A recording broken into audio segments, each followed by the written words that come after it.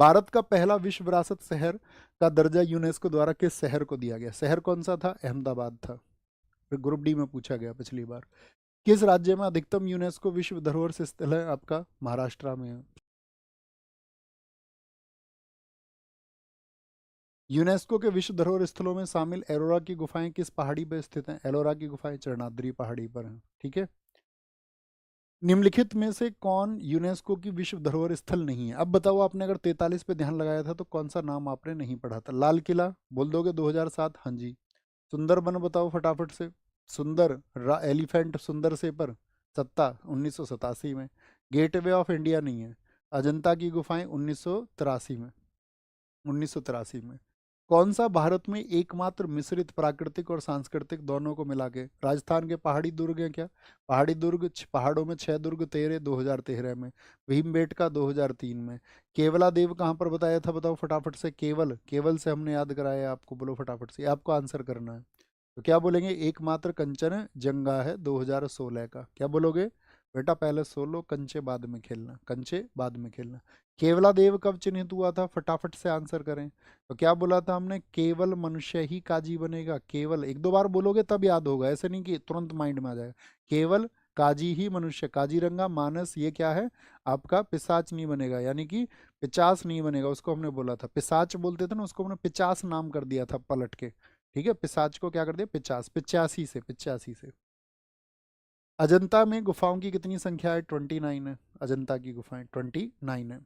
प्रसिद्ध सांस्कृतिक स्थल रानी की वाव, जिसको क्या बोलते हैं? स्टेप वेल ऑफ क्वीन बोलते हैं। रानी का कुआं, वाव बोलते थे वावड़ी, पानी नहाने की। किस नदी के किनारे स्थित है? तो सरस्वती नदी के किनारे स्थित है। हम्पी का विरूपाक्ष मंदिर भगवान विष्णु को समर्पित था। भगवान विष्णु को। रविंद्रनाथ टैगोर ने शांति निकेतन संस्थान कब शुरू किया था? पिछले वर्ष एमटीएस में पूछा गया, 1901 में। क्या बोलेंगे? 1901 में। 1901 में बोलेंगे भाई, 1901 में। ओके, आगे आएंगे। निम्न में से किसे यूनेस्को द्वारा अमूर्त, यार हमने आपको बताया था ना ये तो। विरूपाक्ष में हमको कंफ्यूजन क्यों हुआ है? विरूपाक्ष हमने कहाँ पर बताया था आपको? हम्पी में बताया था ना। विरूपाक्ष हम्पी। हम अच्छा, 86, 1986 में हमको देखना पड़ेगा। शिव बताए थे, भगवान शिव होंगे ना। सॉरी, इस वाले क्वेश्चन में हमको डाउट था अभी। भगवान शिव होंगे इसमें। विष्णु जी हमने गलत क्लिक किए, भगवान शिव होंगे, भगवान शिव। हमको डाउट हुआ इसमें अभी। भगवान शिव होंगे इसमें। कौन होंगे? शिव होंगे 8वें में। 9वें में 1901 होगा। बताइए, इनमें से किसे यूनेस्को द्वारा अमूर्त सांस्कृतिक विरासत आईसीएच के रूप में मान्यता प्राप्त नहीं है? इंटेंजिबल कल्चरल हेरिटेज के रूप में कौन नहीं है? योगा 2016 में रिकॉग्नाइज हो चुका। कुंभ 2017 में। छऊ 2000 आपका 10 में। सितार वादन नहीं है इसमें। सितार वादन नहीं है, सीपीओ में पूछा गया। यूनेस्को की अमूर्त सांस्कृतिक विरासत की सूची में निम्नलिखित में से कौन नवीनतम समावेश था? सबसे नया कौन सा है जिसको इंक्लूड किया गया है? तो सबसे नया है गरबा। क्या बोलोगे?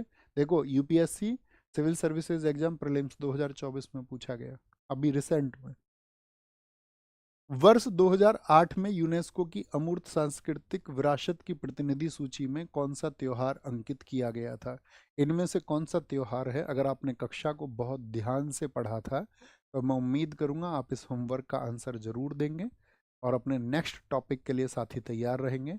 हमेशा एनर्जेटिक रहना है, बहुत ऊर्जावान रहना है, क्योंकि लक्ष्य किसको छोटा मत